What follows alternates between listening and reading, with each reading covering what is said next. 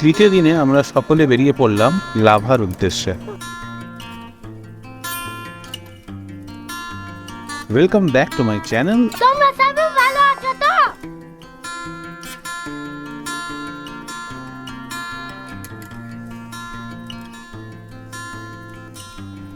প্রথমে আমরা চলে আসলাম লাভা মনেস্ট্রিতে।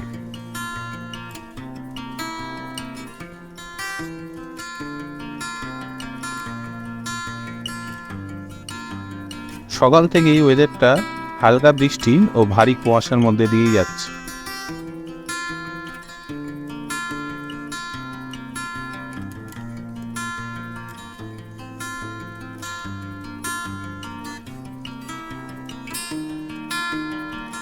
বৃষ্টির দিনে না পাহাড়ের সৌন্দর্যটা একটা আলাদাই মাত্রা এনে দেয়।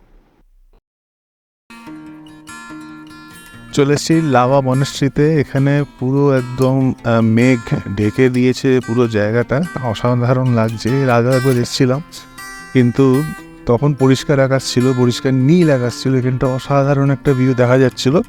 কিন্তু এই মুহূর্তে পুরো কুয়াশায় আচ্ছন্ন, মেঘে আচ্ছন্ন।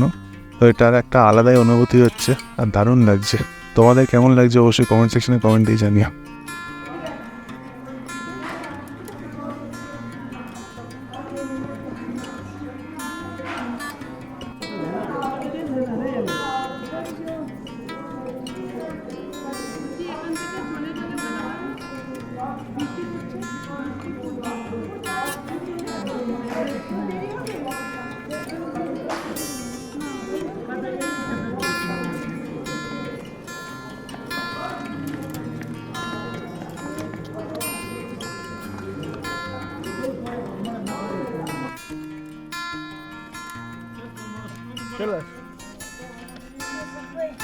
Move.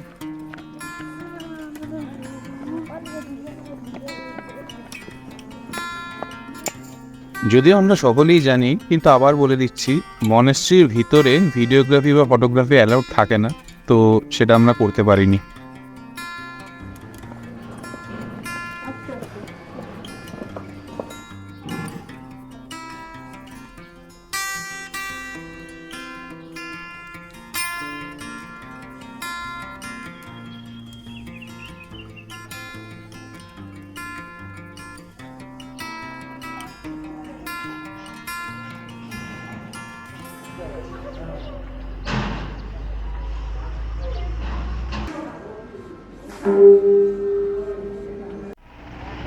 এগিয়ে চললাম ঋষভের উদ্দেশ্যে, কিন্তু দুর্ভাগ্য, ঋষভে যাওয়ার পর দেখি এত ঘন মেঘ চারিদিকে যে ঋষভ থেকে দেখার যে দৃশ্যটা সেটা পুরোটাই সাদা ছিল। কিন্তু ঋষভের যে পাইন গাছের জঙ্গল, সেইখানে গিয়ে যদি একটু ফটোগ্রাফি ভিডিওগ্রাফি নাই করলাম তার কি করলাম।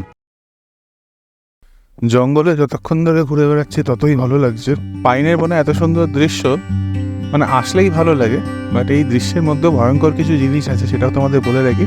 সেটা হচ্ছে জোক। বৃষ্টির সময় জোক যত আছে খুব বেশি অ্যাক্টিভ হয়ে যায়। আমরা যে এরিয়াগুলো ঘুরছিলাম এর আগে, সেখানে কিন্তু জোক আমাদের অলরেডি ধরেছিল। মাকে ধরেছে, স্বর্ণদাকে ধরেছে, আমাকেও ধরেছে। তো আমার পায়ে ধরেছিল, বুঝতে পারিনি, ছড়িয়ে দিয়েছি। বাকিদের রক্ত খেয়ে ওরা ছেড়ে দিয়েছিল, তারপরে দেখতে পেয়েছি। তো ওইটা একটু সাবধানে থেকো।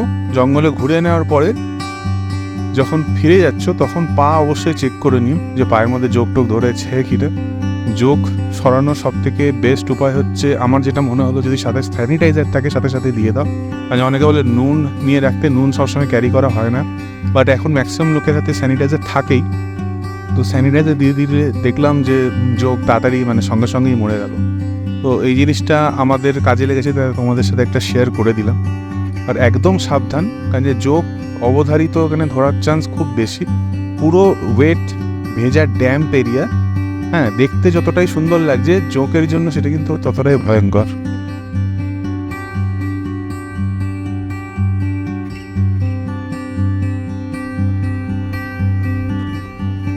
চলে আসলাম লোলেগাঁওয়ের ইকো পার্কে। ইকো পার্কের প্রবেশ মূল্য পার হেড 10 টাকা করে ছিল, কিন্তু আমরা কাউকেই দেখতে পাইনি। আমাদের একজন সিকিউরিটি গার্ড গেট খুলে দিল, সেখান থেকে আমরা ঢুকে গেলাম।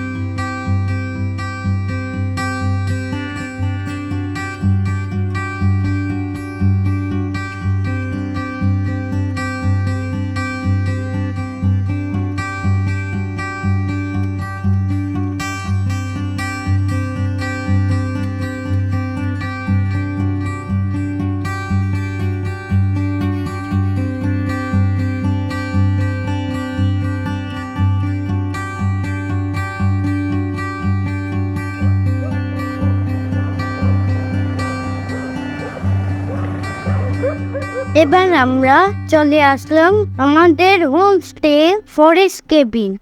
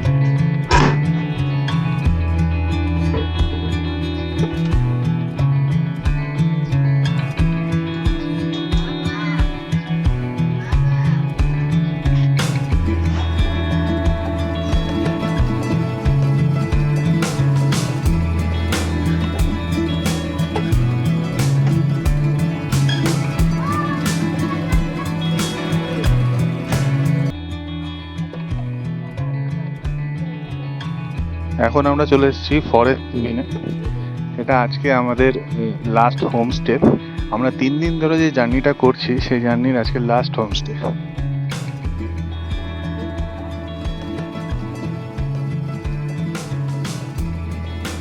লাস্ট হলেও এটা আমার কাছে বেস্ট লাগলো, এখনো পর্যন্ত যে কটা হোমস্টেতে আমরা থাকলাম এটা বেস্ট লাগলো। সামনের ভিউটা হয়তো সাদা, আর সাদা মানে এই কুয়াশার মেঘের জন্য সাদা। আশা করি এটা যদি কেটে যেত অসাধারণ লাগতো। তাতেও খুব ভালো যে সাইডে সাইডে যখন এই পাইন গাছের ফাঁক দিয়ে মেঘগুলো ঢুকছে অসাধারণ লাগছে। যত সময় যাচ্ছে আস্তে আস্তে দেখছি ঘন কুয়াশা বা মেঘ যেটাই তোমরা বলো ভেসে আসছে আমাদের দিকে, আর সেটা খুব ভালো লাগছে। শরীর মন সবকিছু সতেজ করে দিচ্ছে। বৃষ্টি হওয়ার কারণে না চারিদিকে গ্রিনারি বড্ড বেশি লাগছে আর অসাধারণ লাগছে সেটা। একটাই শুধু কষ্ট যে ঘাসে জঙ্গলে জোকের বড্ড বেশি উৎপাত। সবাইকে মোটামুটি একবার করে জোক ধরে নিয়েছে, আমাদের ফ্যামিলির সবাইকেই। যাই হোক, জোকের মানে গায়ে যদি কামড়ে ধরে এরকম ভয় পাওয়ার কিছু নেই, বিশাল কোনো ক্ষতি হয়ে যাবে। হ্যাঁ, একাধিক যদি শয়ে শয়ে জোক এসে ধরলো সেটা খুব ক্ষতিকর জিনিস, বাট এরকম নয় যে একটা দুটো জোক যদি বডিতে এসে লাগে কিছুটা রক্ত খেয়েও নেয় খুব বেশি সমস্যা হয় না।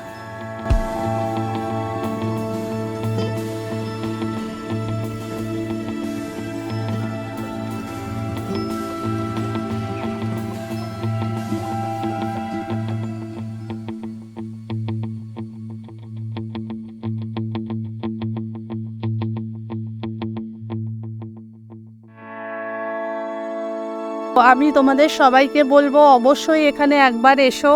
এখানে এসে আর স্পেসিফিক্যালি আমি বলবো পারলে তোমরা মার্চ থেকে এপ্রিল মাস নাগাদ এসো। সেই মাসে আসলে আমরা এখন এসে যে একটা কুয়াশা বা মেঘের একটা অবস্ট্যাকল আমরা ফিল করছি, তোমাদের সেটা ফিল করতে হবে না। এখান থেকে খুব সুন্দর নৈসর্গিক ভিউ পাওয়া যায়, যেটা আমরা এখানকার যে হোমস্টে ওনার্সরা রয়েছে তারা একজন আমাদেরকে সেই ভিউটা শেয়ার করে মোবাইলে তাদের তোলা ছিল, সেটা শেয়ার করে দেখালো। মানে এখান থেকে কাঞ্চনজঙ্ঘা, সিঙ্গমালা, আরও নাথুলা পাস সব কিছুর এক অসাধারণ সুন্দর ভিউ পাওয়া যায়। তো আমাদের তো দারুণ লাগছে, এই কিছু দেখতে পাচ্ছি না তা সত্ত্বেও এখানে দারুণ লাগছে। আর এখানে যদি আরেকটু আগে আসতে পারো মার্চ বা এপ্রিল মাস নাগাদ তাহলে আরও ভালো লাগবে। তো অবশ্যই এসো, অবশ্যই একবার এখানে ভিজিট করে যাও, থেকে যাও। খাবারের স্বাদ সত্যিই খুব ভালো ছিল। পার হেড রুম সমেত এরা নিয়েছিল 1200 টাকা করে, বাচ্চাদেরটা হাফ নেওয়া হয়েছিল। কিন্তু এই হোমস্টেতেই একমাত্র আমাদের 3খানা আলাদা আলাদা রুম দেওয়া হয়েছিল। তো আমরা খুব আরামদায়কভাবে এখানে থেকেছি। খাবারের পাহাড়ে যেরকম থাকে সেরকমই ছিল, ডাল ভাত তরকারি পাঁপড় ভাজা দিয়েছিল আর সাথে ডিমের ঝোল। আমাদের খাওয়া শেষ হতে না হতেই এরা চলে আসলো, কিন্তু এদেরকে দেওয়ার মতো আমাদের কাছে অবশিষ্ট আর তখন কিছু আর ছিল না।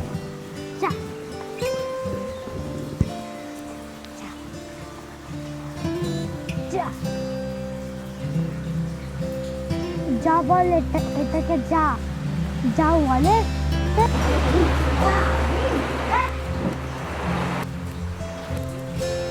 আধার ঘন্টাতেই দেদার বৃষ্টি শুরু হয়ে গেল। আমরা ডিনার করে ঘুমাতে গেলাম আর অপেক্ষা করলাম সকাল হওয়ার।